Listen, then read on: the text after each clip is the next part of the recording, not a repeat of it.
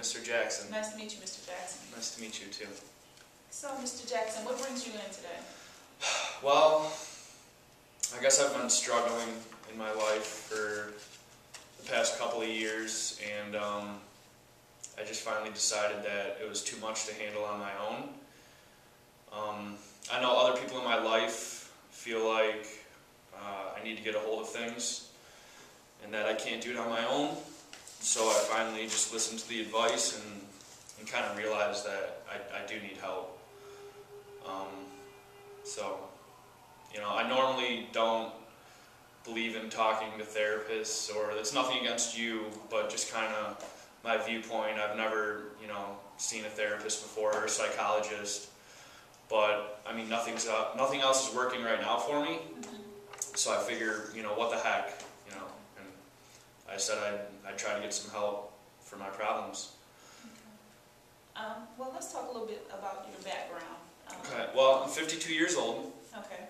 I was in the military for my career. I retired 2 years ago, so I retired when I was 50. I was stationed overseas for a long time in Seoul, South Korea, and I mean, that's about it. Those were some of the best years of my life in the military, but that's over now. So. Okay, well, Mr. Jackson, you know, life is full of happy times as well as sad times. Can you elaborate a little bit about your experience in the military when you were stationed in Seoul? Yeah, sure. It was just a great, I don't know, it was a great period in my life because I felt like I had, you know, a purpose. I was doing something, you know, every day I had duties to do, things to complete, and it was just a really good experience to, you know, feel like I had value, okay? And so it was really hard coming back from that, I guess. You know, coming back to society, it was really hard for me to adjust, and I just, you know, I had difficulty finding things that would, you know, like fill my time like it did in the military. Okay. So what sort of things do you do to fill your time now since you've been retired? Well, I guess the past few months,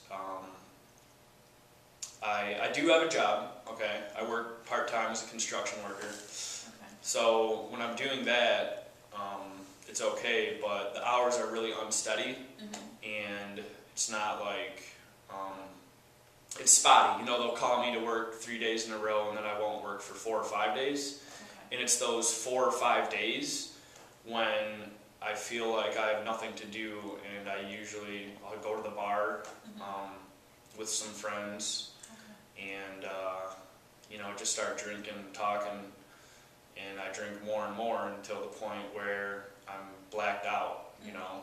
Okay. And I had 2 car accidents in the past couple of weeks while under the influence. I passed out in my car one night. I didn't come home. My family freaked out, you know. So I guess that's, you know, that's what I've been doing to fill my time. Okay. So you do see your drinking as becoming a problem now? Yeah, I would say so. At first I didn't, you know. It was just kind of something for me to do. To fill the time. Right.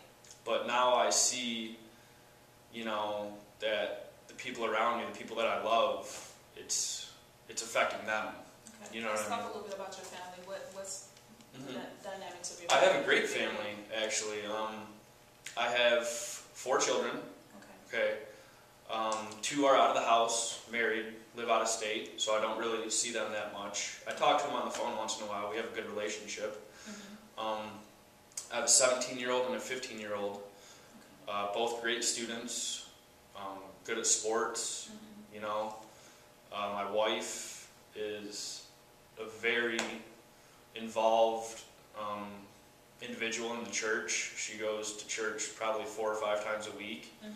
She works full-time as a nurse practitioner, so she stays busy, and you know, we don't have any financial struggles or anything like that. I have a great American family. That's how I would describe it. Okay. But it just feels like I don't belong, you know, in that, I don't know, in that system.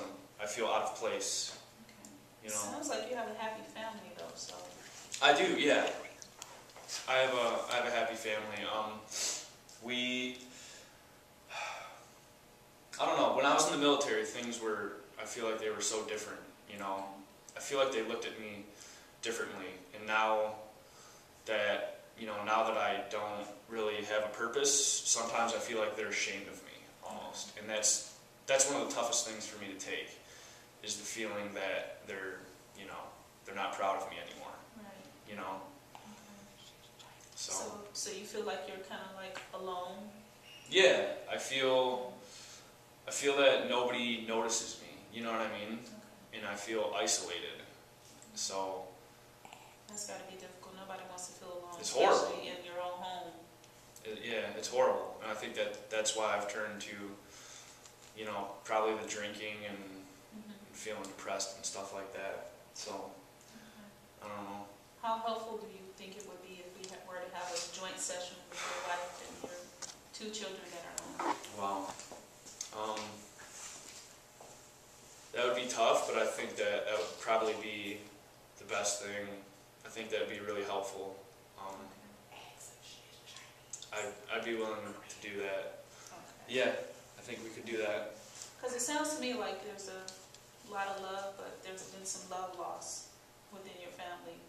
Yeah. I think a joint session with everyone would be beneficial. I'd like to do that. If you could invite my wife to do that, I think she'd be on board with that as well. Okay, that's something I can do. Okay. So I will contact your wife and arrange something where we can all meet. Okay. And we can further discuss some of your issues. Thank you, Dr. Ho. Thank you, Mr. Jackson. I'll see you soon.